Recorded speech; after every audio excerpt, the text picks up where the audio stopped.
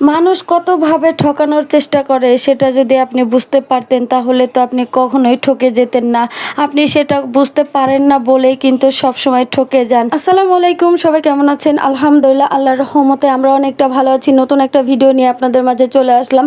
সকাল সকাল কিন্তু ভিডিওটা শুরু করেছি। অনেক ভোরবেলায় কিন্তু ঘুমটা ভেঙে গিয়েছে, আর ঘুমটা ভাঙার পরে আমার অনেক বেশি খিদাও লেগেছে। তো কি করব সেটা বুঝতে পারছিলাম না, যেহেতু রুটি বানাতে একদমই ইচ্ছা করছিল না, সেই জন্য আর রুটি বানাইনি। আর সর্বপ্রথমে ঘুম থেকে উঠে আমি কিন্তু প্রথমে ডিমটা সেদ্ধ বসিয়ে দিয়েছি। তারপরে হাত মুখ ধুয়ে তারপরে এসে ডিমটা আমি এখন ছিলে নিলাম। আর বাসায় যেহেতু পাউরুটি আছে, তো ভাবলাম যে ডিম আর পাউরুটি সাথে কিছু বাদাম খেজুর তারপরে এগুলোই খাবো। তো আর তেমন একটা কিছু করতে হবে না, যা যা আছে তাই দিয়ে কিন্তু আমার হয়ে যাবে। আর এত সকালে কিন্তু ভারী খাবার খেতে একদমই ভালো লাগে না, হালকা পাতলা খাবার খেতেই বেশ ভালো লাগে। সকাল প্রায় 7টার মতো বাজে, তো এত সকালে কিন্তু রুটি বা পরোটা খেতে কারোই ভালো লাগবে না।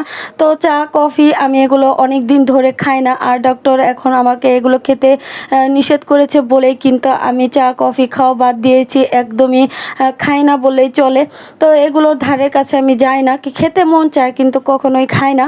তো যাই হোক, এখন আমি একটু বিট লবণ ছিটিয়ে দিলাম ডিমের মধ্যে। তো ডিমে যদি একটু লবণ না দেয় তাহলে একদমই খেতে পারি না। তো যাই হোক, সকাল সকালই কিন্তু সূর্যি মামা উঠে গিয়েছে, আর এত বেশি গরম, মানে কি আর বলবো, এতটুকু খাবার রেডি করতে অনেক বেশি হাঁপিয়ে উঠেছি।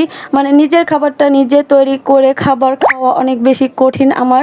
তো এখন যে জার্নিটা পার করছি সেই জার্নিটা কিন্তু অনেক বেশি কঠিন। নাস্তা খাওয়ার পরই কিন্তু আমি আবার দুপুরের জন্য রান্নাটা বসিয়ে দিয়েছি। এখন যেহেতু গ্যাস থাকে না, তো অনেক বেশি কঠিন হয়ে যায় রান্না বান্না করতে গেলে। তো এতটা সময় লাগে রান্না করতে গেলে, মন চায় না। আর এখন রান্না বান্না করি, একদমই গ্যাস থাকেই না, তবুও যতটুক থাকে একটু সময় নিয়ে যদি রান্নাবান্না করি তাহলে রান্নাবান্নাটা আর কি করা যায়।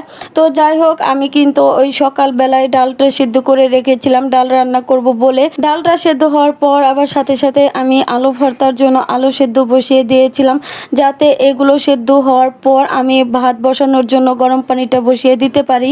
ভাত রান্না করার পর আবার সাথে সাথে আমি কিছু বাটা মাছ ছিল সেগুলো একটু ভেজে নিলাম। মাছ ভাজা খেতে কিন্তু বেশ ভালো লাগে। তো যাই হোক, বাবার বাড়ি গিয়েছিলাম, তো সেখান থেকে ফেরার সময় আমি আবার 5 কেজি দুধ কিনে নিয়ে আসছি। আর আপনাদের ভাইয়াও 5 কেজি দুধ কিনেছে, কিন্তু আপনাদের ভাইয়া যে দুধটা কিনেছে সেই দুধটা তেমন একটা বেশি ভালো ছিল না। দাম অনেক বেশি ছিল কিন্তু বেশি একটা ভালো ছিল না। আর আমি যে দুধটা কিনেছি সেটা দামও কম আর অনেকও ভালো ছিল। তো এই দুধগুলো এখন আমি বোতলে ভরে নিলাম, যেহেতু ফ্রিজে রাখতে হবে, ব্যাগে করে তো আর রাখা যায় না। দাদিকে বলেছিলাম যে দাদি কিছু মেহেদি পাতা লাগবে, তুমি যদি একটু তুলে দিতে তাহলে খুব ভালো হতো। তো দাদি আমাকে এক ঝুড়ি মেহেদি পাতা ছিঁড়ে দিয়েছে গাছ থেকে আর কি। তো সেই সময় একটু ভিডিও করেছিলাম, ভাবলাম এই ভিডিওতে অ্যাড করে দেই। তো যাই হোক, ভিডিওটা কেমন লাগলো অবশ্যই জানাবেন। আজ এ পর্যন্ত, আল্লাহ হাফেজ।